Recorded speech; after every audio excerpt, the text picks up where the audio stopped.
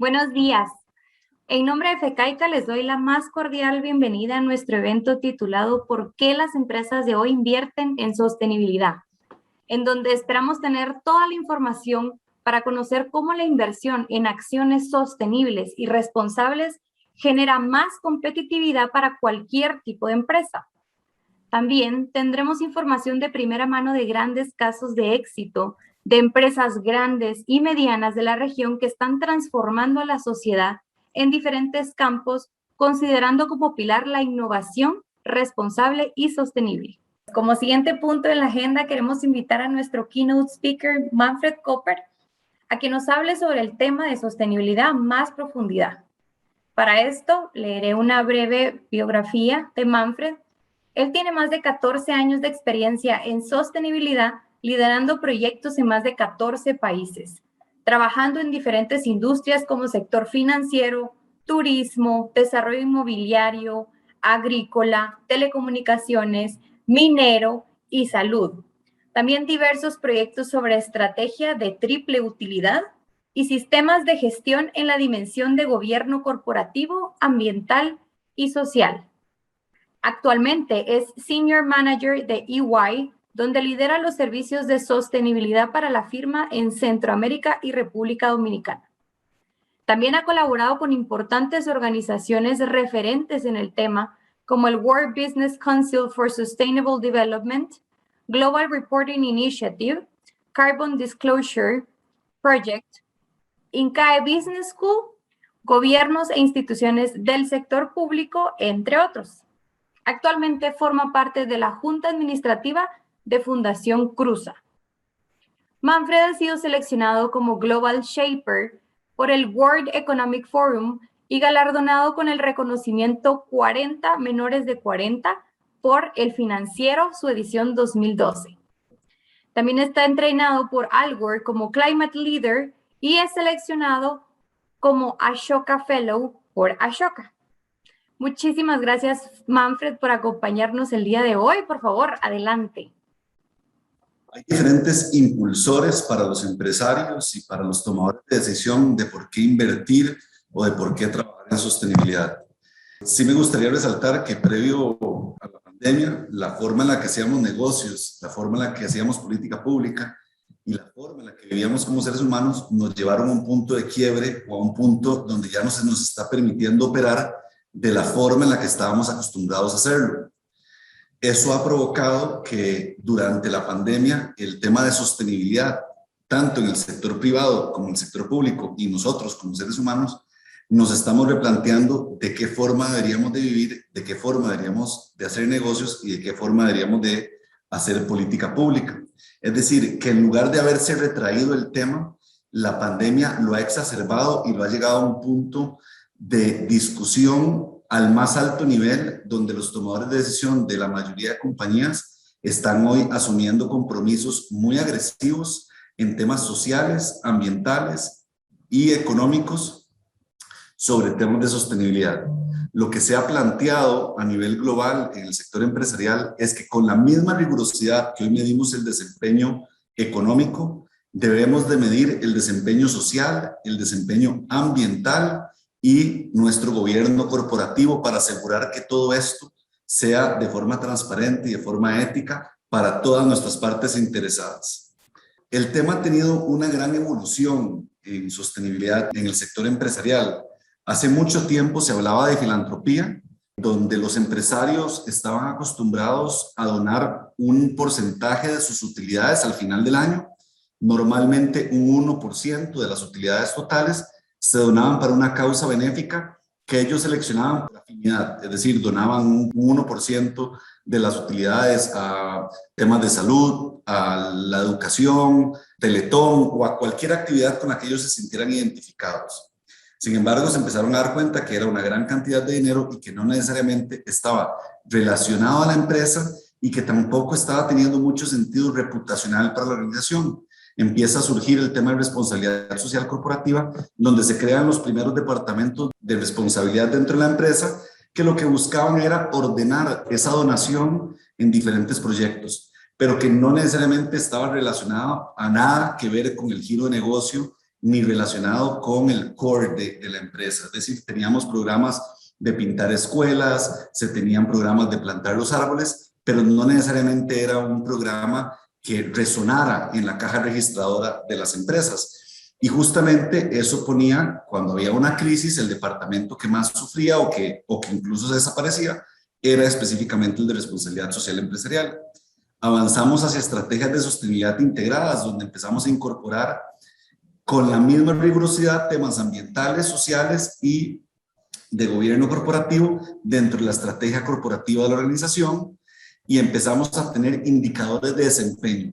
Todavía indicadores de desempeño no tan rigurosos porque todavía no teníamos un gobierno corporativo que lo sustentara y que estuviera efectivamente midiendo cómo se estaba llevando la contabilidad de la organización, pero por eso avanzamos hacia la gobernanza y sostenibilidad, donde ya la sostenibilidad se vuelve parte del giro de negocio, y con la misma rigurosidad que medimos el desempeño financiero, empezamos a medir el desempeño social y el desempeño ambiental, creando métrica que vamos a verificar y que vamos a someter a las mismas rigurosidades que se somete en la parte financiera. Y lo que ya estamos viendo en Estados Unidos y en Europa es el deber fiduciario, que esto significa que a las juntas directivas, así como tienen un deber fiduciario con sus accionistas en la parte financiera, tienen un deber con sus accionistas en lo ambiental y en lo social. Es decir, deben de asegurar que la junta directiva se están llevando estos temas con la misma rigurosidad que se están tomando en cuenta la información financiera o los compromisos que se asumieron por la gerencia, si se están ejecutando tal cual se definió desde la junta directiva. Entonces, el deber fiduciario empieza a cambiar las reglas del juego en Estados Unidos y alrededor del mundo porque pone unas consideraciones distintas. La definición de ESG ha variado muchísimo. Normalmente se llama de temas de sostenibilidad, responsabilidad corporativa, pero lo que se ha venido trabajando son sobre los temas materiales que se deben de trabajar en un sector productivo, en un contexto y en una organización. Y para eso hay algunos temas que normalmente se repiten o que son cotidianos en cualquier organización, en la parte ambiental, social y de gobernanza. En la parte ambiental vemos temas de riesgos climáticos, emisiones de carbono, eficiencia energética, contaminación, uso de recursos naturales, biodiversidad, entre otros. En la parte social, capital humano, relaciones y condiciones laborales, diversidad, seguridad de los empleados, gobernanza, en la parte de diversidad de la Junta, corrupción y soborno, antilavado de dinero, ética de negocios, tolerancia al riesgo, políticas de compensación y protocolos de escalamiento. Es un screenshot de cómo ha venido evolucionando el tema, pero que ha venido provocando esta evolución y una evolución sumamente agresiva. Bueno, los inversionistas están muy agresivos en buscar organizaciones responsables que con la misma rigurosidad que miden su desempeño financiero, midan su desempeño social y su desempeño ambiental.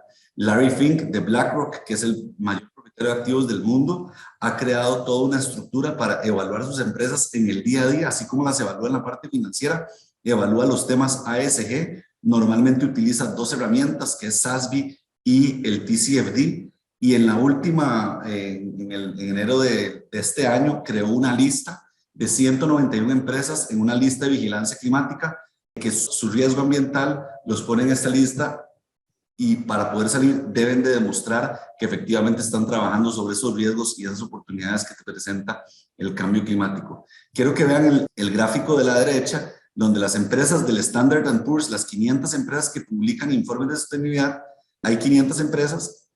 En el 2011 solo el 20% de las empresas reportaban informes de sostenibilidad. En el 2019 el 90% y en el 2020 un 95% de las empresas ya están reportando en informes no financieros. Los informes financieros han venido evolucionando porque lo que los inversionistas quieren es poder tener una comparabilidad y un histórico que me permita analizar si la gestión en sostenibilidad efectivamente está contribuyendo a los desafíos ambientales y sociales que tenemos en nuestro contexto y en el planeta. Muy diferente a lo que hemos venido teniendo en los reportes de sostenibilidad, donde no son comparables, no son consistentes, y entonces un año reportamos sobre nuestra gestión en las comunidades, sobre nuestro aporte económico en educación, o porque pintamos qué cantidad de escuelas, o porque sembramos qué cantidad de árboles. Lo que queremos en sostenibilidad es lo mismo que tenemos en el área financiera, donde si yo le pido un reporte financiero de los últimos 5 años, les pido el balance de resultados de los últimos 5 años de su compañía, podría tener una idea de cómo ha venido gestionando el desempeño financiero de los últimos 5 años, y si lo comparo contra otros peers de la industria, es altamente probable que yo sepa qué tan bueno o qué tan mal están haciendo las cosas. En sostenibilidad es prácticamente imposible. Si yo le pido a una empresa del sector de alimentos y bebidas, me va a mostrar un reporte, y si se la pido a una compañía en otro país de la misma industria, me presenta otra información completamente distinta. Entonces no es comparable, no puedo evaluar el desempeño en el tiempo. Los inversionistas han venido presionando significativamente por eso. Los empleados, los millennials, tienen 3 veces más probabilidades de buscar empleo en una empresa que tenga temas en lo ambiental y lo social, y esto cada vez sentimos más presión por parte de los millennials que quieren toda una estrategia de sostenibilidad robusta en la cual se sientan identificados.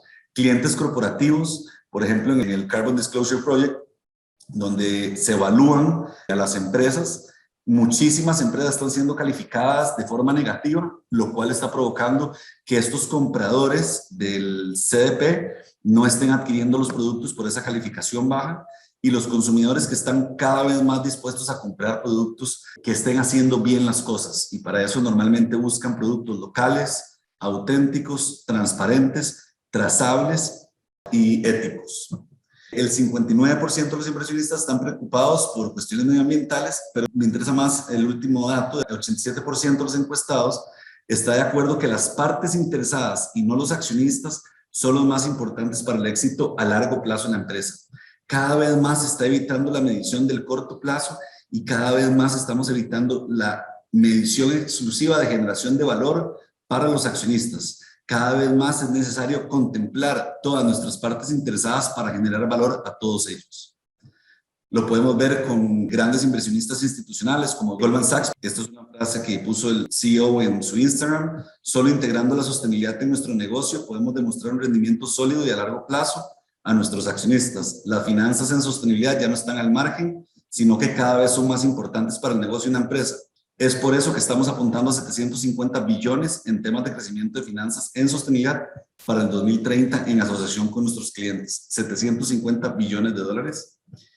El C-Suite, el 67% de los CEOs, esto es importante, dicen sentir una presión moderada extrema de las partes interesadas para abordar los desafíos globales.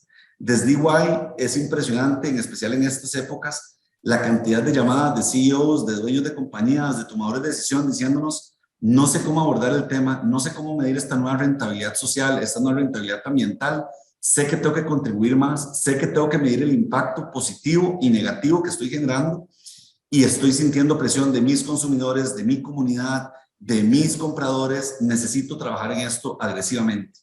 Y grandes transnacionales asumiendo compromisos globales que nos obligan a nuestros países y a nuestras compañías a concentrarnos a trabajar en esto. Larry Fink, ya se lo mencioné, él escribe una carta todos los años a las empresas de Standard & Poor's, y los últimos 3 años hace una carta sobre temas de sostenibilidad, sobre cómo BlackRock va a medir y a gestionar estos temas de forma agresiva. Es muy interesante que él lo que está midiendo más no son resultados del corto plazo, sino una seguridad de largo plazo. Lo que quiere ver en principal es la vida útil de la empresa, qué tan bien están gestionando los riesgos, pero en especial las oportunidades que presenta el cambio climático y la sostenibilidad. Otros impulsores que estamos viendo cada vez más presentes son los gobiernos, donde ayer justamente en mi LinkedIn puse el EY Green Tax Tracker, que es un traqueo que estamos haciendo de todos los impuestos que se están dando a nivel global sobre temas de sostenibilidad, temas ambientales, ética y temas sociales. Es interesante ver esa herramienta, el comportamiento que está teniendo alrededor del mundo.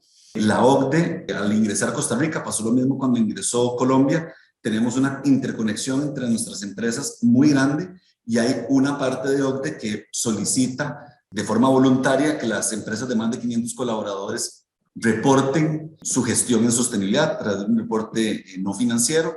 El Acuerdo de París va a empezar cada vez más a gestionar las emisiones de gases de efecto invernadero, donde las compañías tendrán que reportar sus emisiones, altamente probable, a su gobierno, y su gobierno a Naciones Unidas, lo mismo que los Objetivos de Desarrollo Sostenible. Para poder saber si vamos por el camino correcto, cumpliendo con estas metas, se vuelve cada vez más importante que efectivamente le reportemos el avance y nuestra contribución positiva o negativa en estos temas al gobierno, para que el gobierno a su vez lo reporte a Naciones Unidas, y así sabremos si efectivamente vamos por el camino correcto o lo que seguimos haciendo es exacerbando un problema en el que no hemos podido resolver.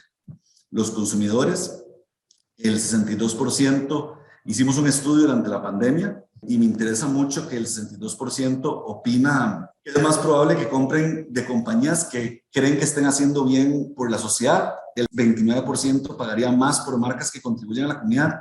Esto es un nicho de mercado y cuando hacemos encuestas siempre sale como el 30% de personas que pagarían más. Normalmente la realidad anda por un 15% de las personas que pagarían más. El otro 15% lo responde porque cree que lo haría, pero no necesariamente lo haría a la hora de hacer un pago. Esa diferencia, el 15%, lo que está dispuesto es a no comprar un producto mal producido versus un producto bien producido. Es decir, estoy dispuesto a descalificarlo, pero yo quiero el mismo valor por el mismo producto, porque no quiero premiar a la empresa por hacer las cosas como se tienen que hacer. Esa es la lógica que los millennials han venido siguiendo y el 42% pagaría más por bienes producidos localmente. Eso lo hemos visto durante la pandemia significativamente. Esto se lo mencioné. En resumido, en EY, los millennials lo que están buscando en productos y servicios es que los productos sean locales, auténticos, transparentes, trazables y éticos. Y esto resumen para ellos que es una compañía responsable o que esté haciendo bien las cosas en lo ambiental, en lo social y en lo económico. Algunas compañías que vienen presionando a nivel global a través de su gestión de compras y su cadena de valor, lo estamos viendo cada vez más. Walmart tiene ya toda una estrategia para obligar a los proveedores más relevantes a hacer carbón neutral, agua neutral y zero waste to landfill. Starbucks tiene todas unas prácticas de sostenibilidad para los que producen café, saben lo riguroso que es en la parte de comunidad, en la parte ambiental, en la parte social. Whole Foods Markets, lo mismo. The World Bank es muy interesante, es un banco de segundo piso que empieza a poner condiciones a los bancos de primer piso y a los gobiernos sobre el uso de los fondos por fondos más amigables con el medio ambiente, pero que además les aseguren que efectivamente se están utilizando con las características que ellos quieren. La Cervecería de Costa Rica aquí tiene un programa de proveedores que deben de cumplir para poder ser parte de su cadena de valor. Y unos ejemplos que traje que nos ha pasado en proyectos últimamente en Centroamérica.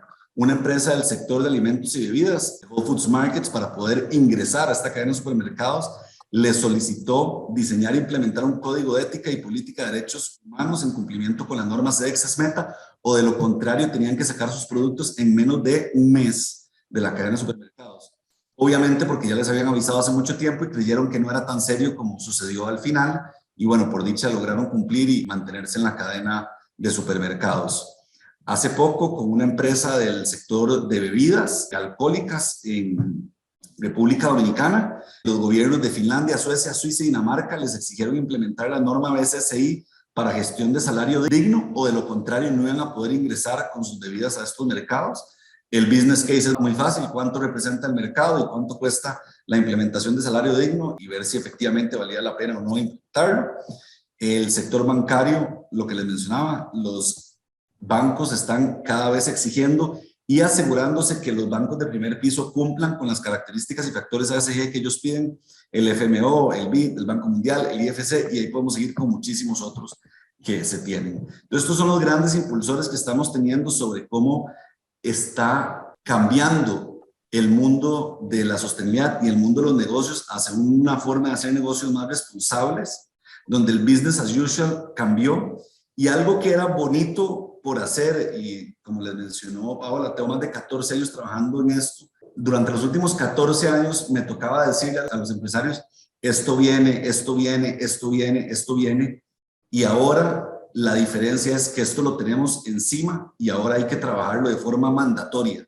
Ya esto no se volvió algo bonito que tener, se volvió algo obligatorio que tener para las organizaciones, y prácticamente para poder operar en el nuevo mundo vamos a tener que contar con una misma medición en lo social, en lo ambiental y en lo ético, que le asegure a nuestras partes interesadas una gestión responsable de nuestras operaciones y que no estemos exacerbando los desafíos que nos enfrentamos en nuestro planeta. Muchísimas gracias. Tenemos una pregunta en el chat que dice: ¿hay alguna certificación o sello que certifique productos elaborados con 100% energía renovable?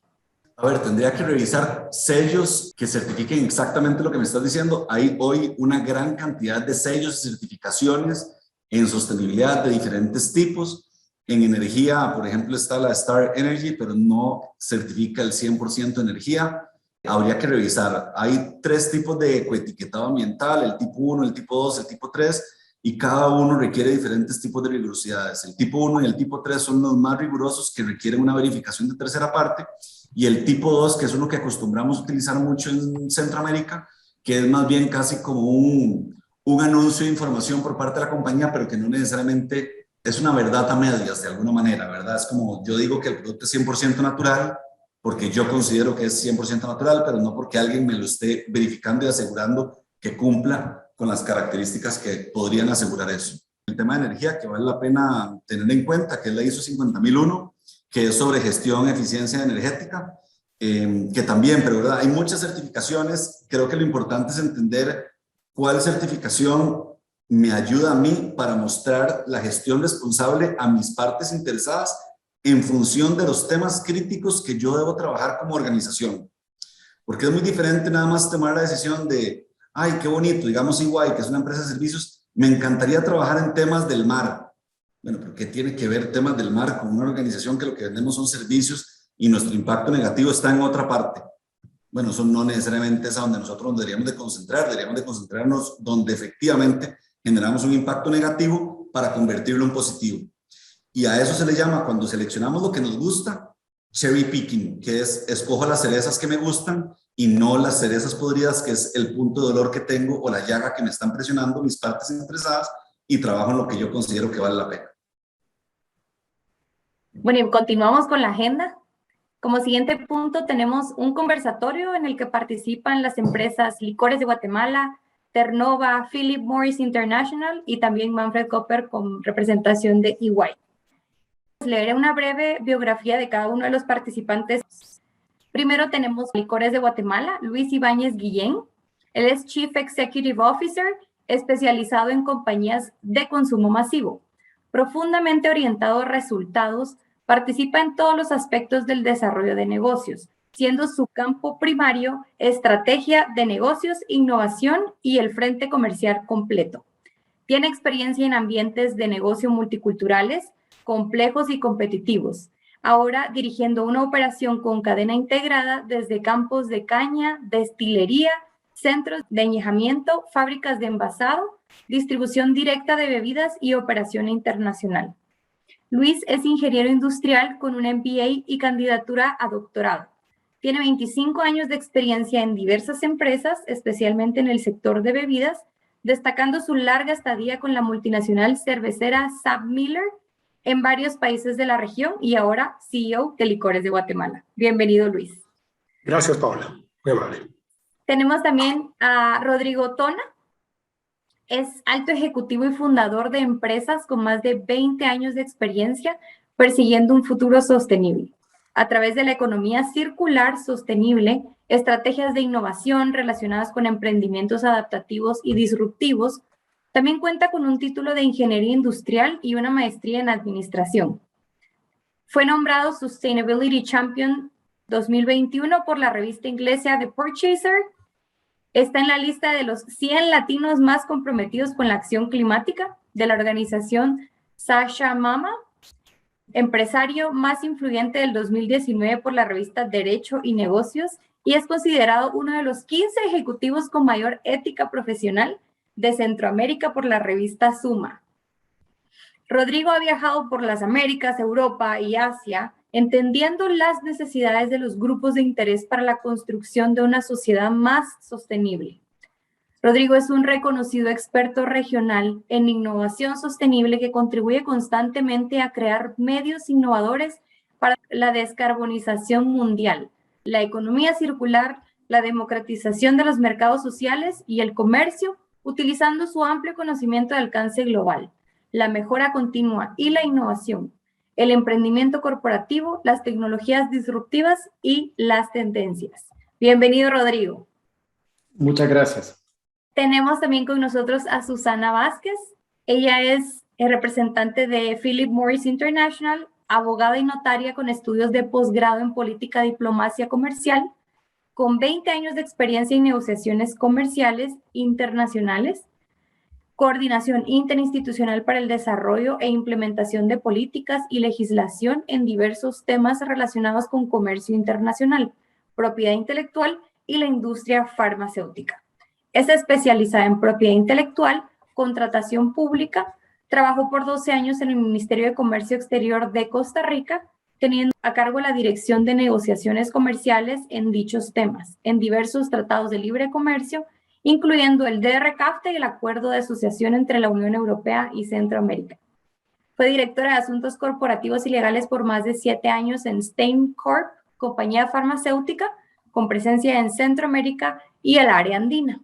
Ha tenido también amplia experiencia en el área de responsabilidad social empresarial y obteniendo estudios especializados como la gestión de la sostenibilidad empresarial de la Universidad de Cambridge, Instituto para el Liderazgo en Sostenibilidad.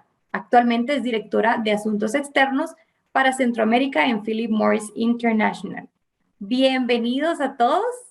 La primera pregunta, y va para Rodrigo, es ¿de qué trata la industria que representa y en qué consiste la estrategia de sostenibilidad que desarrollan?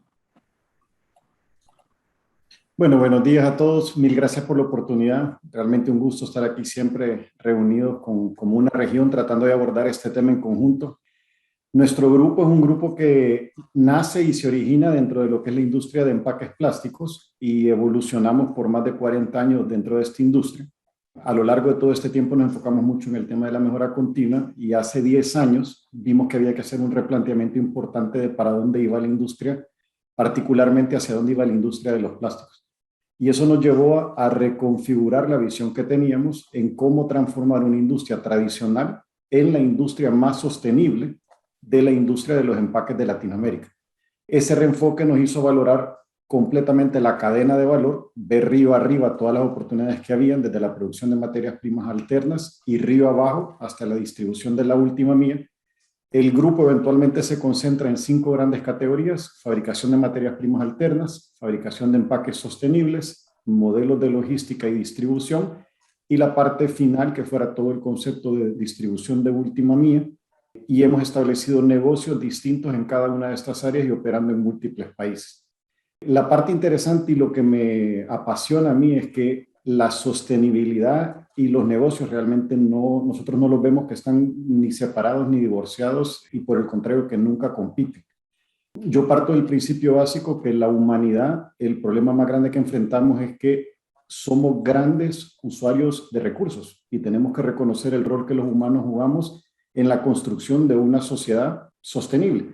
Dentro de este concepto de que los humanos somos los que más demandamos recursos y la Tierra, que solo tenemos una, no tiene la capacidad de generarnos todos los recursos que hoy en día ya consumimos, entonces el reto más grande que vamos a enfrentar como sociedad y como humanidad es realmente ese balance entre cómo la sociedad evoluciona y se desarrolla, pero cómo los humanos interactuamos con todo lo que tocamos y consumimos permanentemente cada día. Eso nos lleva a que dentro del corazón de nuestra estrategia, la sostenibilidad está al centro. Para nosotros, sostenibilidad no es un eje alrededor de la estrategia, sino que es uno de los cores que tenemos dentro de la estrategia, y nos aseguramos de que todos nuestros negocios tengan al centro el concepto de sostenibilidad de triple impacto. A nosotros nos gusta ver que la sostenibilidad tiene que contemplar el impacto ambiental, el impacto social y obviamente como negocios tenemos que generar un impacto económico. Entonces, hemos desarrollado un modelo que está basado en el caso particular, como decía Manfred. Nosotros en las áreas de incidencia que nosotros tenemos, vemos que hay 2 grandes áreas que a nosotros nos compete trabajar. Los 2 ejes centrales para nosotros son la descarbonización del mundo y la parte de crear modelos de economía circular. Dentro de la descarbonización del mundo, obviamente, pues el componente más importante es revertir el tema del calentamiento global. Y dentro de la parte de crear modelos de economía circular está todo este gran concepto de la reutilización de recursos para que en lugar de que seamos una tierra consumidora de recursos naturales, realmente podamos aprovechar los recursos que ya explotamos en el pasado. Y eso va desde desechos sólidos hasta utilización de gases, líquidos, miles de industrias que se pueden explorar en ese campo. Entonces, estamos ocupando todo lo que es el negocio core que tenemos, todo el aparato que tenemos de la parte de explotación de negocios, que es la parte grande de industrialización y cómo poder hacer procesos productivos y cómo crear servicio, logística, para combinarlo con temas de intraemprendimiento, emprendimiento, co-creación con emprendedores y así empezar a crear ahora una industria del futuro que sea esta industria que se basa en su centro, está la sostenibilidad a través del uso de la innovación transformativa de negocios. Y eso es lo que estamos haciendo ahorita en breves palabras. Muchísimas gracias y muy interesante, de verdad que es fascinante conocer lo que cada empresa está haciendo para hacer de su negocio más sostenible a lo largo del tiempo. Vamos con Susana, por favor, para que nos cuentes de qué trata la industria que representas y en qué consiste la estrategia de sostenibilidad que manejan. Sí, gracias, Paola. Bueno, nosotros en Philip Morris International por décadas hemos sido una empresa tabacalera tradicional, pero bueno, desde hace unos años venimos liderando una transformación total, tanto de nuestro negocio como de la industria del tabaco, donde la sostenibilidad es el núcleo. Hoy día para nadie es un secreto el impacto que causan los cigarrillos en la salud de las personas, en la salud pública, pero también sabemos que hoy día tenemos más de 1 billón de fumadores en el mundo y según las proyecciones que hace la propia Organización Mundial de la Salud, para el año 2025 vamos a tener la misma cantidad de fumadores. Entonces, bueno, siendo este el aspecto más material de nuestra compañía, pues nosotros ahorita estamos enfocados en buscar ofrecer alternativas mejores que estén basadas en ciencia para las personas adultos fumadores que van a continuar fumando de cualquier manera. Y esto es algo, digamos, no solo un discurso, ¿verdad?, que se desarrolló, sino que es realmente el propósito que está moviendo la compañía. Desde hace 5 años, nuestro CEO hizo público el compromiso de trabajar hacia un futuro sin cigarrillos y estamos en un proceso de transformación para que este objetivo sea una realidad en el menor tiempo posible. Y nosotros lo que buscamos al final es crear lo que llamamos un futuro libre de humo mediante un negocio que genere un impacto positivo en la sociedad y que sea también sostenible. Y este proceso, pues para nosotros obviamente no implica solamente cambiar de un producto a otro, ¿verdad? Sino que nosotros tenemos que venir a replantear, pues todo, ¿verdad? Tenemos que replantear nuestro modelo de negocios, cuál es nuestra propuesta de valor, grandes cambios en nuestras operaciones y en toda nuestra cadena de valor, y por supuesto, cómo interactuamos con la sociedad. Y en ese sentido, para nosotros la sostenibilidad es una oportunidad de innovación, de crecimiento y de creación de valor a largo plazo, y una forma en la que buscamos minimizar las externalidades negativas, maximizando a la vez la eficiencia operativa y la asignación de recursos. Al final lo que estamos buscando es crear un impacto neto positivo que beneficie no solo a la compañía, no solo a los accionistas, sino también a los empleados, a los consumidores y a la sociedad en general. Entonces, bueno, ¿cómo estamos haciendo esto? Nosotros estamos basando nuestra transformación en 4 pilares estratégicos que son los que dictan todo lo que producimos, cómo lo producimos, cuál es nuestra cadena de valor, cómo interactuamos con los diferentes entes de la sociedad. Y estos pilares son, por un lado, innovar para productos mejores. Aquí se trata de la parte de evaluar, bueno, cuál es el impacto en la salud de los productos, cómo podemos reducir ese impacto de la salud y crear alternativas que sean científicamente sustentadas como una mejor opción para la salud de las personas, y cómo garantizamos el acceso de estas alternativas a los fumadores adultos. Por otra parte, tenemos el pilar de operar con excelencia, y aquí nos referimos desde lo que es la cadena de suministro y abastecimiento hasta lo que son las prácticas de comercialización y de venta responsable. También tenemos el elemento de cuidar a las personas con las que trabajamos, y con las personas con las que trabajamos nos referimos no solo a nuestros empleados directos, sino a todos nuestros proveedores en la cadena de valor y muy especialmente a los productores de tabaco. Y aquí vemos este elemento desde crear condiciones dignas para los productores de tabaco, ayudarles a tener una diversidad mayor de cultivos, es decir, asegurarnos que toda la cadena de valor nuestra pues está también operando en forma sostenible. Y por supuesto que tenemos también el pilar de proteger el medio ambiente, y aquí incorporamos elementos como desde cambio climático, ¿verdad? O sea, nuestra huella en el mundo, también la prevención de la basura de nuestros productos, el ecodiseño de los productos y la circularidad. Entonces, bueno, como les comentaba, estos 4 pilares dictan qué es lo que estamos produciendo, cómo vamos a seguir operando, cómo vamos a gestionar nuestro impacto social y ambiental. Y al final de cuentas, digamos, dentro de todo este proceso, todo este camino de transformación, nuestra ambición y nuestra visión es que en algunos países podamos, dentro de un plazo de entre 10 y 15 años, dejar de vender cigarrillos de combustión por completo. Y aparte de las alternativas que estamos trabajando para sustituir al cigarrillo, también estamos teniendo una visión un poco más amplia, porque al final de cuentas nosotros buscamos ser una empresa de tecnología y de bienestar, y estamos también pues ya trabajando en ampliar nuestro portafolio a productos más allá de la nicotina, ¿verdad? Entonces, como ven, es una transformación total, ¿verdad?, de la compañía, de lo que hacemos, que al punto que dentro de un par de décadas posiblemente seamos una compañía muy diferente a la actual y que produzca cosas muy diferentes a las que hoy día estamos produciendo. En síntesis, esta sería nuestra historia actual. Muchísimas gracias, Susana. Ahora vamos con Luis, por favor.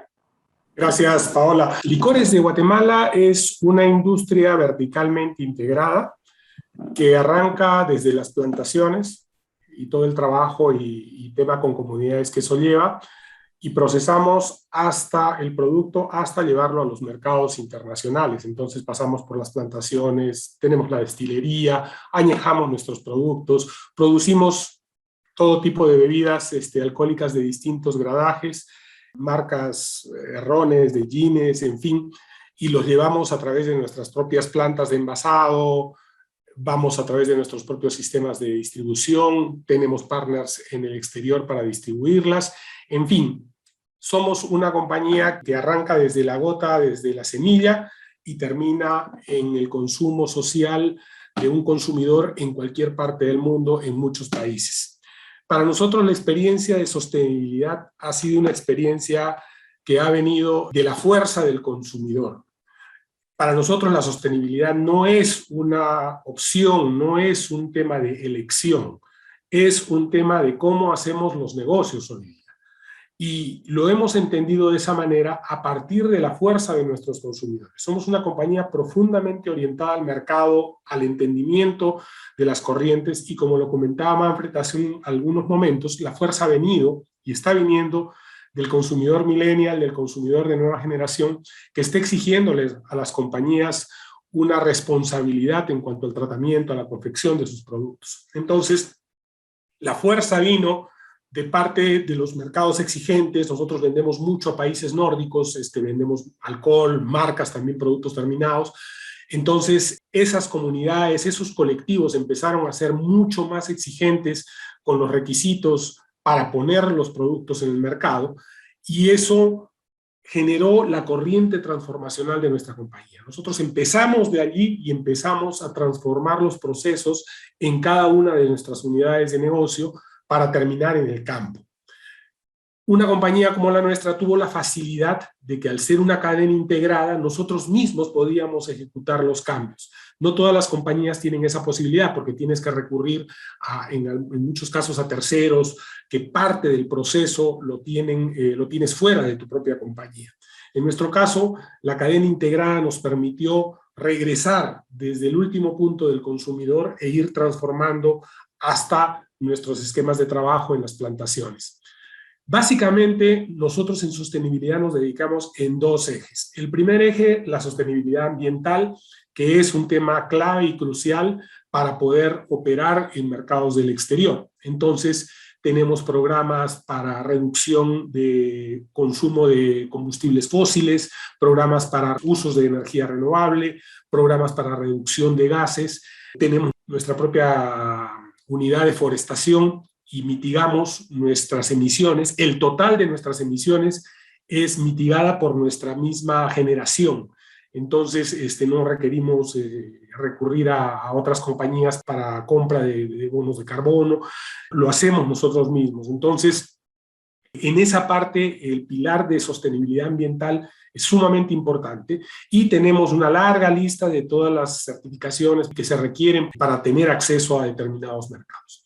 El otro eje es la sostenibilidad social, y ustedes ya se imaginarán que al tener una utilización de mano de obra, al tener impacto en comunidades muy alejadas de los centros urbanos de Guatemala, impactamos muchas comunidades para el trabajo y para la generación de nuestros procesos. Entonces, el tema social, el trabajo digno, las condiciones favorables, son para nosotros un pilar muy importante, además de nuestros esquemas de fundación y de trabajo con estos colectivos desplegados a lo largo y ancho del país.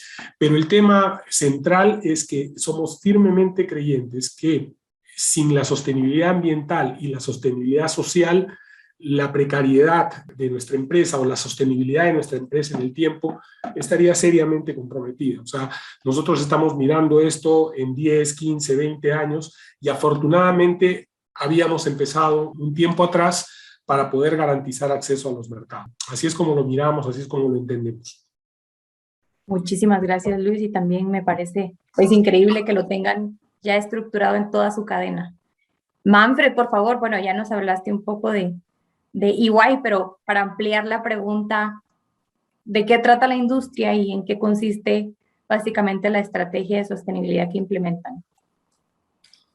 Bueno, a nivel interno, en la parte de sostenibilidad, nuestro propósito como firma es construir un mejor mundo de negocios.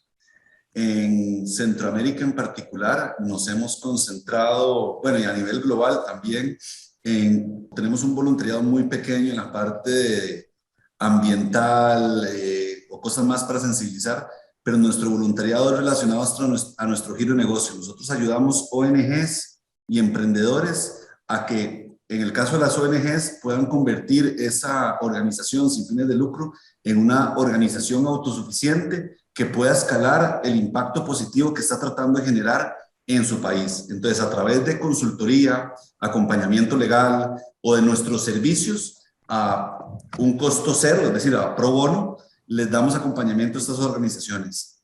Y en toda la región, en temas de emprendimiento, y esto es interesante, hace 5 años lo que hacíamos era más bien capacitar a miles de emprendedores sobre la importancia de emprender. Pero los datos de impacto es que no teníamos un emprendedor que tuviera una empresa interesante o una empresa que estuviera dinamizando una economía. Entonces, nos hemos concentrado ahora en identificar emprendedores a lo largo de toda la región para poderles dar acompañamiento para que esos emprendedores, a través de su idea o de su startup, la saquen del estadio y que efectivamente ayuden a dinamizar la economía, generar empleos y hacerlo de forma responsable. Eso es una parte fundamental. Otra cosa en la que nos hemos concentrado, esto sí es particular en la región de Centroamérica y ha tenido tan buen éxito que lo hemos llevado a Latinoamérica. Hemos visto en las zonas rurales de nuestros países es altamente difícil conseguir empleos de calidad, empleos sofisticados para las nuevas economías. Creamos un plan piloto en Chimaltenango, en Guatemala, donde creamos una oficina de EY. Es de las primeras oficinas que se sacaba, digamos, como una oficina satélite en Chimaltenango para dar servicios en blockchain y en software y en generación, en particular de todos los temas de software hacia EY. Y hoy tenemos una de las oficinas más interesantes donde los muchachos de Chimaltenango no tienen necesidad de desplazarse a Ciudad de Guatemala, pueden seguir construyendo su familia y sus actividades familiares en Chimaltenango, pero lo interesante ha sido el relacionamiento o alianza pública-privada que hemos venido construyendo con la municipalidad, donde estamos ya generando capacidades en inglés a otros muchos estudiantes para que otras compañías los puedan también contratar. Al final no es un tema de preparar a los muchachos para que sepan blockchain, software e inglés para que EY los pueda contratar exclusivamente, sino para que estas zonas salgan de una situación y empiecen a dinamizar la economía de sus localidades. Y entonces nos hemos concentrado mucho en el desarrollo económico o la dinamización de las economías de estas zonas rurales, eso en la parte social, en la parte económica, estas dos áreas. Y en la parte ambiental, a nivel global, EY se comprometió en ser carbono neutral para este año y net zero para el año 2025, con reducciones hiperagresivas porque incluimos el alcance 3, incluimos todos los viajes de los colaboradores para poder realizar nuestra gestión. Entonces hemos tenido que hablar con todas las aerolíneas, hemos tenido que hablar con todos los hoteles para poder gestionar las emisiones que hacemos por cada uno de los viajes y nos comprometimos en bajar un 30% de las emisiones del 2025 con respecto al 2019, que fue el año con más viajes realizados por la firma. Es decir, nos estamos comparando contra el peor año para que efectivamente tenga sentido esa reducción. Pero digamos que hemos venido como construyendo una estrategia muy robusta que nos permita fortalecernos nuestras partes interesadas y en particular la presión que estamos sintiendo de nuestros clientes, de nuestros colaboradores y de las organizaciones en particular y poder apoyarlos en este proceso. Yo lidero la práctica de servicios y la práctica de la estrategia de sostenibilidad interna y era muy difícil poder venderle a nuestros clientes servicios si nosotros no estábamos siendo consecuentes con lo que vendíamos. Hoy somos no solo consecuentes, sino que hemos llevado nuestros compromisos a un nivel mucho más agresivo que la mayoría de compañías a nivel global y nos estamos comprometiendo con aún más proyectos que ayuden a reducir los impactos negativos y al final construyamos un mejor mundo de negocios. Muchas gracias, Manfred. La siguiente pregunta va dirigida a Rodrigo. y es relacionado un poco al tema de la pandemia por COVID-19 y de los efectos que ha tenido. ¿Cómo se encuentra el sector en materia de recuperación económica? ¿Cuáles son sus expectativas también en cuanto a generación de empleo? ¿O cómo la sostenibilidad ha permitido que pues, las repercusiones de la pandemia no hayan sido tan devastadoras? Tal vez aquí voy a tratar de ocupar distintos ejemplos por las distintas industrias en las que estamos participando. No hay duda que COVID lo que vino a hacer es que vino a causar tres grandes elementos. Lo primero, nos forzó a todas las organizaciones a reconocer que la gestión de riesgos no es un tema que uno tiene que ver ni como un tema lateral ni como un tema solamente reactivo. Realmente las organizaciones tenemos que comprender que vivimos en un mundo altamente dinámico y que ya no solamente tenemos que atender los riesgos de industria, producto, consumidor, sino que realmente el entorno tan drástico y cambiante es un tema que tenemos que tener activo permanentemente. A mí me encanta que en esta reunión estamos tres sectores industriales que de una u otra manera hemos sectores que han tenido que lidiar con muchos cambios, mucha regulación, muchos cambios de preferencia. Y es cierto, COVID viene y nos atrapa, pero tal vez éramos sectores que ya estábamos un poco más atentos y preparados a cómo liderar con muchos de los cambios que se dan simultáneamente. Pero el primer tema relevante es cómo COVID nos sacude y nos hace cambiar por completo la perspectiva de para dónde íbamos. Lo segundo es el impacto que tiene COVID dentro de la parte laboral. Gracias a Dios, en nuestro caso, en los distintos tipos de productos, en la parte de los productos básicos de packaging, la demanda de muchos de estos productos subió durante la pandemia. La regulación fue que no teníamos capacidad para poder producir y ese cambio radical de tener demandas incrementales y capacidades limitadas de producción nos obligó a reinventarnos literalmente cómo podíamos ser más eficientes, cómo producir una complejidad grande. Y luego en ese mismo sector, lo que estamos viviendo post-COVID en la salida es la disrupción enorme en las cadenas de suministro del mundo. Este efecto de alto grado de consumo en materias primas básicas dispara los costos de materias primas y la escasez de aparato logístico a nivel mundial, que la logística está colapsada, nos vuelve muy complicado y muy costosa la movilidad de productos. Entonces, sumamente complejo gestionar ya no el tema pandemia, sino realmente los efectos post-pandemia. Y por eso comencé diciendo que la parte más crítica era la parte integral de riesgos. Y creo que la parte de riesgos, para de verdad tener una compañía sostenible, uno tiene que entender que no solamente está trabajando en una dimensión, tiene que estar trabajando en múltiples dimensiones, una visión de largo plazo, pero este concepto de la adaptabilidad de las organizaciones y contar con una cultura altamente adaptativa se convierte en un elemento prioritario para poder hacerle frente a esta crisis. Por el otro lado, y yéndonos hasta el otro aspecto, nosotros somos de los inversionistas líderes y muy activos en el tema de la distribución de la última milla con la compañía Hugo. Y fue una industria que explotó, eso trajo un crecimiento enorme, obviamente ahí desde la parte de contratación, gente, equipos, capacidad tecnológica, distribución, movilidad de productos, nuevos protocolos, también cambia drásticamente. Entonces, a lo largo de todo el espectro, desde la parte de materias primas hasta la parte de distribución, una disrupción completa.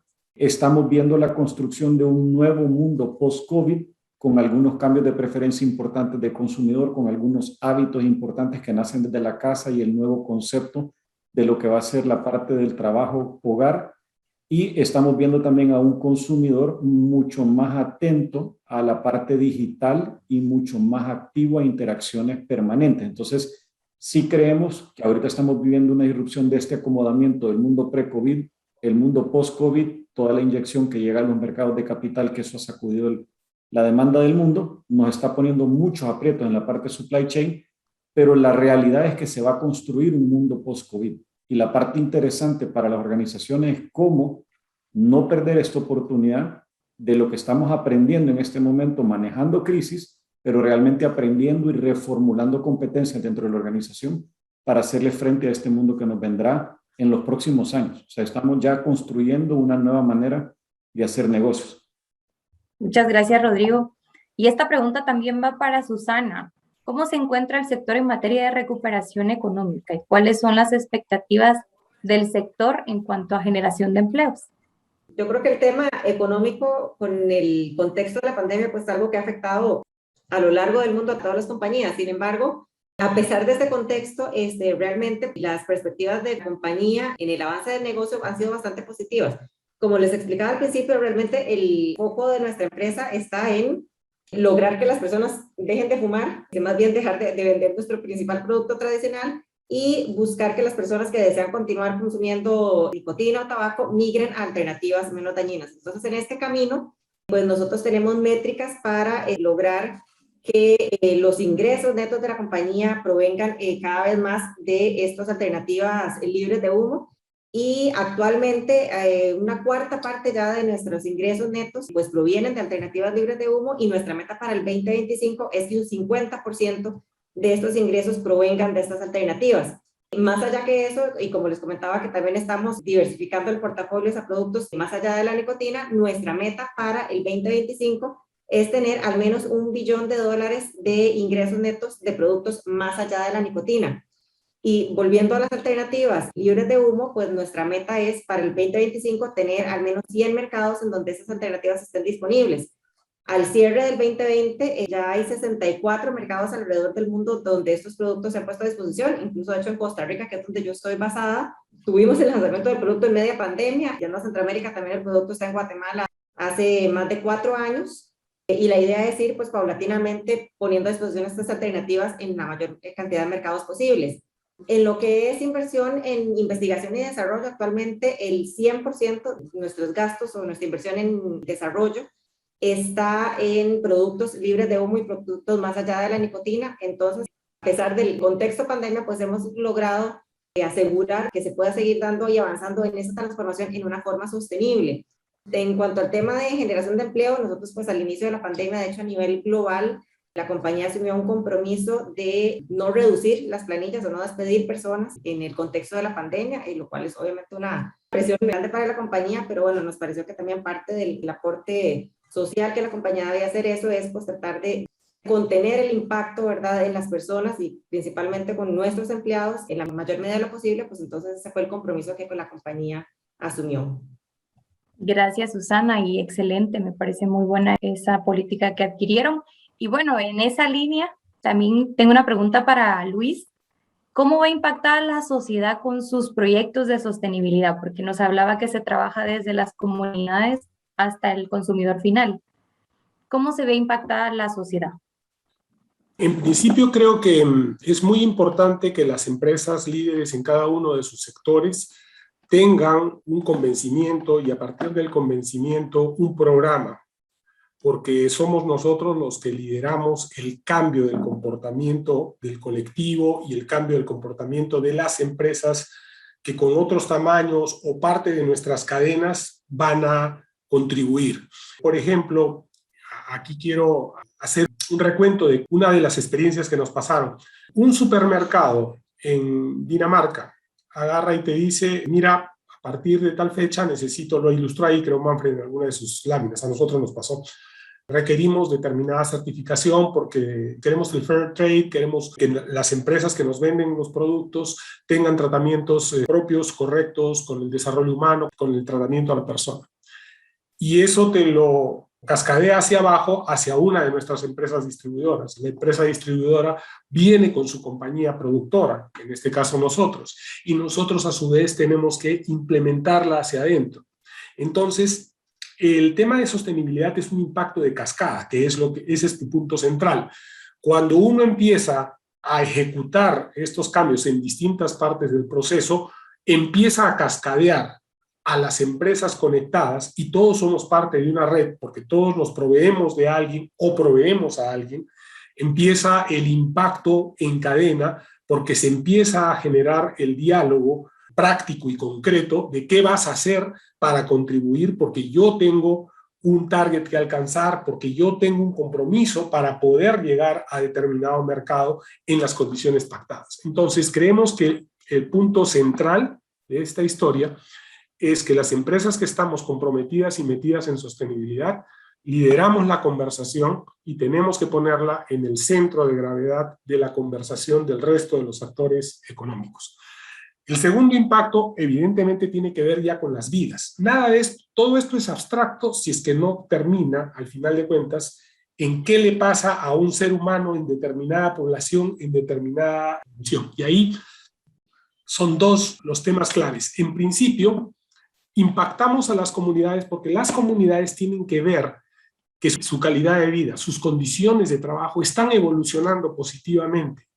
Nosotros, si uno mira en retrospectiva al mundo 200 años atrás y mira las condiciones de vida que hoy día hemos alcanzado, entiendes ese proceso de desarrollo. Pero hoy día eso no es suficiente, porque las condiciones de desigualdad que se han venido generando en distintos países, y el coeficiente Gini lo explica, y hay numerosos escritos sobre este tema, pero hay desigualdad. Entonces, es parte de lo nuestro también en ir aproximando al ciudadano concreto, al ciudadano que recibe determinada condición y calidad de vida por nuestro accionar, un crecimiento, un desarrollo positivo, una evolución positiva. Entonces, las comunidades en las que operamos, la gente que contratamos, las condiciones en las que ellos ejecutan sus labores, tienen que mejorar en el tiempo para que nosotros como empresa seamos sostenibles en el tiempo. Entonces, ese es otro de los impactos tremendos. Y finalmente, los colectivos. Las empresas como la nuestra, y hay muchas otras, trabajan descentralizadamente, tienen muchas locaciones, plantas, tienen sitios de extracción, campos donde se ejecutan las tareas. Esos colectivos se organizan, se nutren a partir de estos desarrollos económicos. Es decir, un emprendimiento, un servicio contratado en un área geográfica, dinamiza esa área geográfica, le genera una intensidad económica, un desarrollo económico que a su vez devuelve al resto de la comunidad y al resto de los actores económicos que operan en esa comunidad. Entonces, nosotros como lo vemos es, los impactos están concentrados en esos tres temas, ¿no? Liderar la conversación y generar y poner la sostenibilidad en el top de la agenda, y luego generar temas y beneficios concretos, visibles a las personas que están dentro de nuestra cadena productiva y a los colectivos que están en las comunidades donde nosotros operamos. Ese es para nosotros el tema muy concreto en este punto. Perfecto y muy claro, Luis, muchas gracias. Y esta pregunta es del público y va para Manfred, que dice: ¿qué seguimiento se le brinda a los emprendedores o qué plataformas para dinamizar sus negocios tienen una vez que superan ciertas etapas y pueden empezar a crecer? Nosotros actualmente estamos participando en diferentes competencias de negocios en todo Centroamérica, identificando emprendedores, digamos, que tienen un potencial de sacar al estadio una idea que realmente vale la pena impulsar. Eso es una de las cosas que hacemos. Cuando ya tenemos identificado al emprendedor y empieza a trabajar con nosotros, utilizamos una herramienta de EY que se llama EY Growth Navigator, que mide 7 palancas, por llamarlo de alguna forma, o 7 dimensiones de la organización, temas de operaciones, temas de legalidad, temas de recursos humanos, y te permite tener el panorama actual, real, de cómo está ese emprendimiento. Normalmente encontramos muchos problemas en temas, en general un poco en todo, ¿verdad? Porque es un emprendimiento y en nuestros países temas de formalidad es un poco complejo. Entonces, en función de eso, empezamos a definir objetivos estratégicos de cómo lo vamos a ayudar en el largo plazo. No es una ayuda de 1 año o de 3 meses, sino cómo en los próximos 4 años vamos a apoyar a ese emprendedor. Y lo que vamos a hacer es que a los consultores de EY se les va a medir con la misma rigurosidad que se mide el desempeño, que igual que un cliente. ¿Qué es lo que hacemos? Incluso ponemos muchachos que están en el proceso de convertirse en gerentes para ponerlos en una experiencia para que ellos puedan crecer dentro de la firma.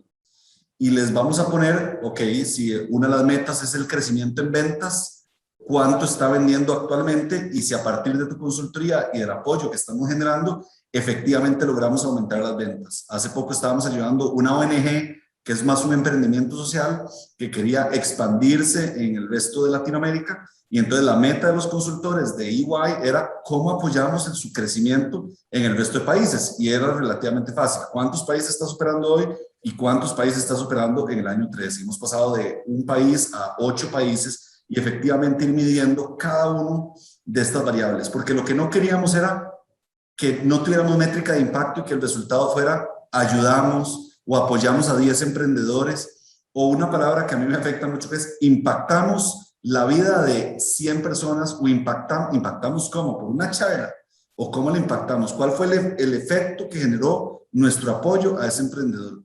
Y entonces esa herramienta de EY, el Growth Navigator, la corremos año a año para poder ir viendo la evolución. Obviamente tenemos temas a donde emprendedores no empiezan a ejecutar las cosas por falta de capital, por falta de...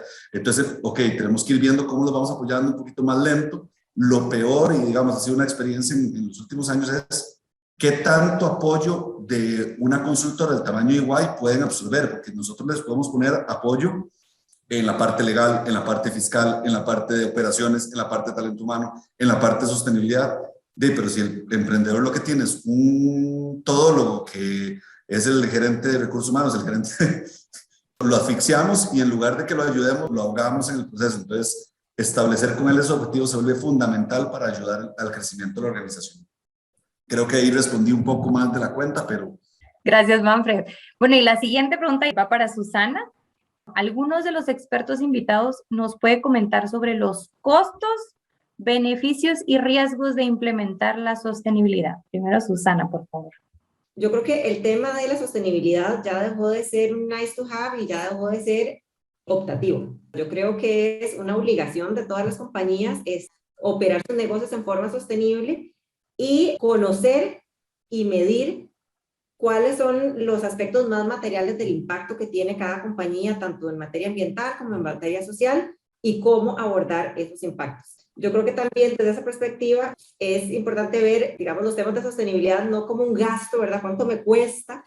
Sino como una inversión. O sea, porque realmente las empresas más sostenibles son las que van a tener más probabilidades de éxito y las que van a ser más resilientes en el contexto mundial actual, ¿verdad? Yo creo que sí es importante este chip que hay que cambiarlo de que no es que cuánto me cuesta la sostenibilidad, es no, yo tengo que invertir en los impactos materiales que yo tengo como compañía para poder ser sostenible en el tiempo, ¿verdad? Financieramente también. Entonces, o sea, si yo digo, no quiero invertir en sostenibilidad, entonces llega un momento que ya no voy a ser una compañía viable, porque también como se comentaba al inicio, yo creo que cada vez más el mismo consumidor, los mismos gobiernos a través de regulaciones, o sea, y la sociedad y el mundo en general, pues exige que todo el mundo sea responsable con su impacto social. Y yéndonos, por ejemplo, al cambio climático, el cambio climático es una responsabilidad de todos, o sea, de todos me refiero a los gobiernos, a la sociedad civil, a las empresas y a los individuos. Y no es una cosa que yo voy a contribuir y yo resuelvo el problema. No, yo solita no voy a resolver ningún problema. Es algo que tenemos que hacer todos en conjunto. Entonces,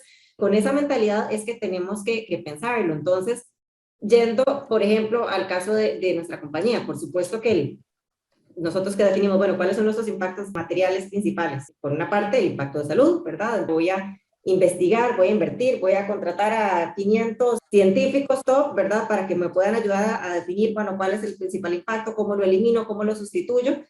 Eso, por supuesto, que tiene un costo, ¿verdad? Pero no es, de nuevo, no es que es un costo que no es recuperable, es una inversión para reinventar la compañía a lo que tiene que ser. Pensando en las cadenas de valor, o sea, nosotros tenemos métricas de que toda nuestra cadena de valor tiene que cumplir con ciertos estándares, tienen que tener condiciones de ingresos dignos. Y esto al final es como es un círculo virtuoso, o sea, no es que, me va a salir más caro el proveedor que tiene que tener ciertas condiciones, no, es que yo estoy provocando un beneficio, digamos, a lo largo de toda la cadena. Y también es importante ser consistente con eso, por ejemplo, yéndonos también a la parte del impacto, digamos, en emisiones, nosotros en la compañía tenemos una meta que para el 2025 todas nuestras operaciones directas tienen que ser carbono neutro y para el año 2030 toda nuestra cadena de valor tiene que ser carbono neutro. Ya el año pasado logramos reducir un 26% de nuestras emisiones de carbono en las operaciones directas y un 18% en la cadena de valor. Entonces, yo creo que esto no se puede ver en términos de, bueno, ¿y cuánto te costó? ¿Y cuánto te costó el servicio del consultor externo? No es eso, ¿verdad? O sea, es la inversión que yo estoy haciendo y que, sin duda, ¿verdad? Esto es en beneficio, de nuevo, de la compañía, de los accionistas y de la sociedad. Entonces yo creo que sí es importante verlo desde esa perspectiva de que tal vez en el corto plazo pues implica un costo, ¿verdad? Pero a largo plazo es un beneficio bien grande. Muchísimas gracias y muy claro, Susana. Ahora quisiéramos saber tal vez la opinión de Luis. En el caso nuestro, si no vamos a negar de que las presiones de corto plazo sí golpean a las empresas, sí le ponen presiones, porque evidentemente cualquiera de estos programas, miren, por ejemplo, el convertir parte de tus campos con fertilización orgánica, por poner uno de los pequeños puntos de ejemplo. sí te obliga a experimentar, sí te obliga a invertir adelante en el tiempo. Entonces, sí tienes que tener la convicción para poder convencer a tus principales stakeholders, en este caso a tus accionistas, ¿no es cierto?, de que estás trazando un camino y que ese camino tienes que alimentar previo a ver los resultados. Entonces, lo que nos ha funcionado a nosotros en este tema es argumentar o tener claridad sobre el retorno a largo plazo de las políticas de sostenibilidad. Cuando empezamos a hablar sobre esto varios años atrás, y de hecho, por ejemplo, teníamos el negocio forestal. El negocio forestal empezó con plantaciones de árboles 40 años atrás. Nadie sabía, ni siquiera por asomo, que eso se iba a convertir en créditos de carbono 40 años después. O sea, ese no era el diálogo en su momento. Pero había una convicción, había un interés, había líneas en algunos de nuestros accionistas respecto a lo que esto podría representar en el futuro. Entonces, lo que tienes que venderles es la visión del futuro y luego traer ese proyecto evaluado en el largo plazo, porque la parte más costosa de la sostenibilidad es cuando te quedas sin negocio, ¿ves? Cuando no puedes acceder a mercados, cuando te es difícil competir porque hay otras compañías que lo han hecho mejor que tú y están ofreciendo productos que son superiores porque están mejor producidos, porque tienen una serie de características de cuidado ambiental que hoy día el consumidor está pidiendo. Entonces, el costo de no hacerlo es el costo de quedarte sin negocio en el futuro. Cuando eso se entiende, entonces lo único que es un acuerdo y un entendimiento de los pasos que tienes que ir dando, ¿no?, secuenciales, para ir logrando esa configuración favorable de tu empresa para que cuando venga la ola, que va a venir, porque ya está, de hecho ya está encima tuyo, puedas estar mejor parado, mejor plantado para soportarla como empresa. Entonces, sí hay costos, es innegable, pero la forma de vender esto al grupo de accionistas, al grupo de control, es ver el tema en el largo plazo y en el futuro, donde no habrá negocio si es que tú no has empezado hoy día a ejecutar las tareas que tienes que hacer. Muchas gracias, Luis, y también muy claro. Ahora vamos con Manfred, la misma pregunta: ¿cuáles son los costos, beneficios y riesgos? Tal vez enfocarnos en riesgos de la sostenibilidad. Yo creo que los riesgos dependen del sector productivo en el que uno esté, y es importante evaluar esos riesgos en función del contexto también en el que uno opera. Lo voy a poner como un ejemplo. Normalmente hemos apoyado a instituciones del sector financiero que ellos invierten en diferentes sectores productivos. No conocer los riesgos relacionados al cambio climático de tu cartera de inversión pone en riesgo en el mediano y en el largo plazo a la rentabilidad de ese banco, es decir, o de esa institución financiera. Si esa institución financiera desconoce que su inversión en el sector agropecuario podría estar en riesgo porque un cambio en la temperatura podría provocar que ese insecto deje de polinizar de forma gratuita las plantas y que entonces ya no lo tenga de forma gratuita, puede poner en riesgo toda la operación agrícola de esa empresa. O por ejemplo, si un banco le presta a una hidroeléctrica donde hoy hay una cantidad de lluvia que cae al año por ciertos meses, pero que en los próximos años ya no va a caer esa cantidad de lluvia, es altamente probable que esa hidroeléctrica deje de poder tener la capacidad de pago para resolver la deuda que tiene con el banco. Entonces pondría en riesgo la gestión crediticia, y es un tema de perspectiva de los riesgos.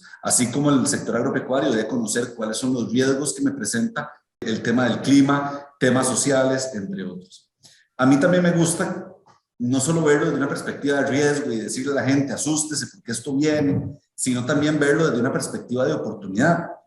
Vuelvo al caso del sector de instituciones financieras. ¿Cómo saber que hay riesgos relacionados al clima y relacionados a temas sociales puede provocar nuevos productos y servicios que yo pueda ofrecer a estas organizaciones? Por ejemplo, si estamos en una institución agrícola o del sector agropecuario, ¿cómo a través de mis productos y servicios yo puedo ofrecer financiamiento para ayudarles a resolver ese desafío con respecto al clima que ellos tienen? Pero hoy no nos hemos planteado cómo yo desde mis servicios financieros puedo contribuir a resolver eso. Solo cómo voy a reducir mi riesgo como banco, pero más bien podría pensar cómo yo voy a contribuir a esto. Hace poco hablaba con un empresario sobre el tema de movilidad.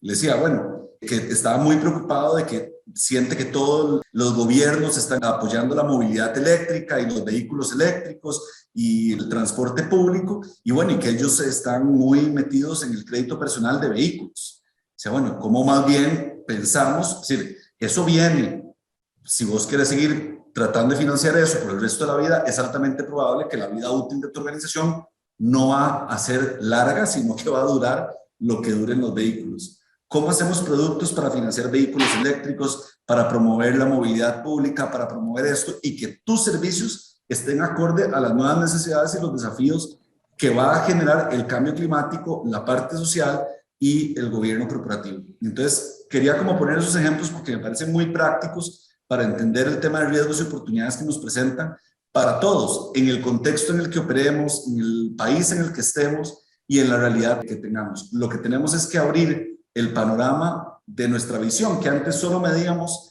ese desempeño económico de forma muy rigurosa, pero que hoy el espectro se amplió y tenemos que ver otras variantes que antes no teníamos en la mesa. Tenemos que ver una parte ambiental, tenemos que ver una parte social y una parte de gobierno corporativo para poder efectivamente administrar esta organización. Y como lo decía Luis, los resultados del corto plazo son fundamentales, pero también los de largo plazo para poder, ¿verdad? Es una combinación de las dos cosas, porque uno quiere resultados hoy, pero tampoco quiere poner en riesgo que no pueda vivir en los próximos años. Perfecto, Manfred, muchas gracias. Y bueno, por temas de tiempo vamos a terminar este conversatorio con un último mensaje que quisieran darles cada uno de nuestros invitados. Tal vez enfoquémoslo a esas pequeñas empresas que piensan que las medidas sostenibles son únicamente para grandes corporaciones. ¿Qué les dirían a esas empresas? Susana, por favor. Por un lado, yo creo que es importante recordar, como comentábamos hace un tiempo, que el tema de ser sostenible, de operar en forma sostenible, es una expectativa, ¿verdad?, que tienen todos los individuos, todos los consumidores, y es algo que además va a ser cada vez más mandatorio, ¿verdad? Entonces es una realidad que está ahí y que inevitablemente pues todas las empresas chiquitas y grandes tienen que prepararse, ¿verdad? O sea, y estar listos para enfrentar el contexto que esto va a implicar. Y yo creo que es importante tal vez no volverse locos de un inicio de que, uy, no voy a poder, es demasiado caro, sino que bueno, las cosas se pueden ir haciendo paso a paso y como también comentabas antes, es importante tener claridad de, bueno, qué es lo que yo hago y cuáles son mis principales impactos materiales. O sea, cómo impacto yo ambientalmente, cómo impacto yo socialmente, cómo impacto yo desde las diferentes perspectivas de la sostenibilidad. Y hay muchas cosas que se pueden hacer yendo, digamos, desde el impacto social y el tema, digamos, temas tan básicos como equidad de género, ¿verdad? O sea, son cosas que cualquier empresa puede empezar por decir, bueno, yo voy a asegurar equidad salarial en mi compañía, yo voy a asegurar condiciones de respeto, ¿verdad?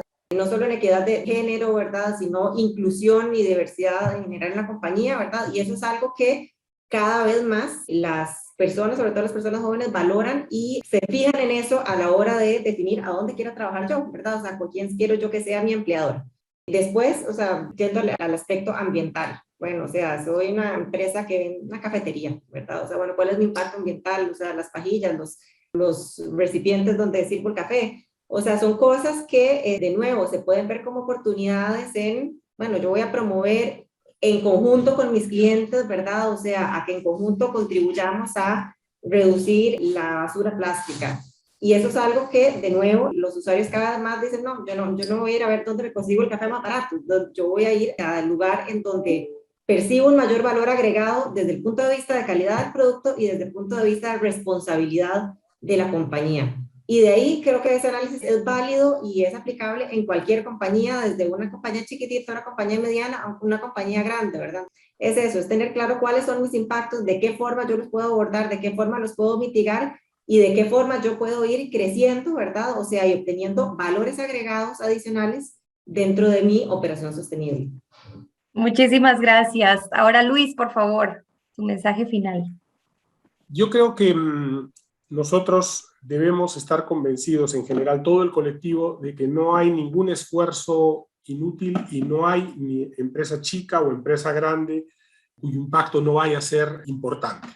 Entonces, en ese punto, creo que a las empresas emergentes, a los emprendedores, tienen que estar convencidos que uno de los ángulos de competitividad del futuro va a ser la sostenibilidad. Entonces, tienen que entrar por el convencimiento de que para participar en los próximos años van a tener que adaptar sus sistemas. Ahora, cada quien en su perspectiva. Una empresa pequeña tiene una perspectiva, tiene un impacto, y en ese ángulo pequeño de análisis específico, ahí es donde debe enfocar su contribución. No empezar muy grande, no volvernos locos con quiero todo sostenible, porque el costo va a ser muy alto y la presión por entregar el resultado va a ser compleja de soportar. Pero si yo empiezo por el ángulo más concreto de mi producto, de la composición de mi producto, de lo que yo entrego de valor, y el ángulo de sostenibilidad vinculado a ese producto, ya estoy trabajando sobre sostenibilidad y estoy ofreciendo algo con una característica adicional que les aseguro va a ser valorada.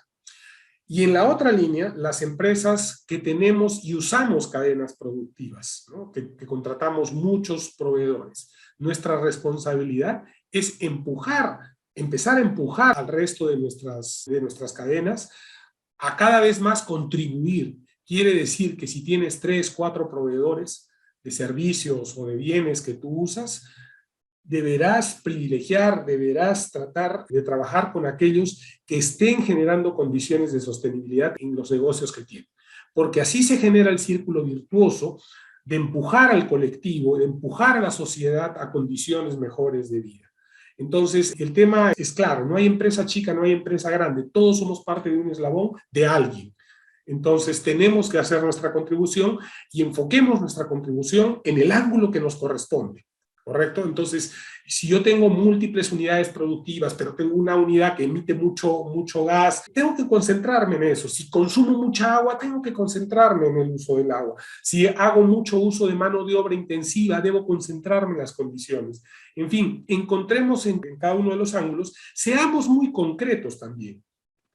Un paso a la vez, muy concretos, 3 métricas, 3 medidas sobre esos 3 aspectos y trabajemos sobre ello en profundidad, no en amplitud, porque cuando se trabaja a veces en amplitud, uno persigue los beneficios inmediatos, se hace difuso, se hace largo en el tiempo y las presiones del negocio se hacen complejas de sostener. Entonces, seamos bien concretos, escojamos bien, seamos choiceful, ¿no? en escoger la batalla y empujemos al resto de las cadenas, a cada una a hacer su contribución. Esa sería la idea final, porque en realidad el tema sostenible es nuestra responsabilidad, es nuestro legado a las generaciones que vienen. El crecimiento económico no debe comprometer el futuro, sin lugar a duda.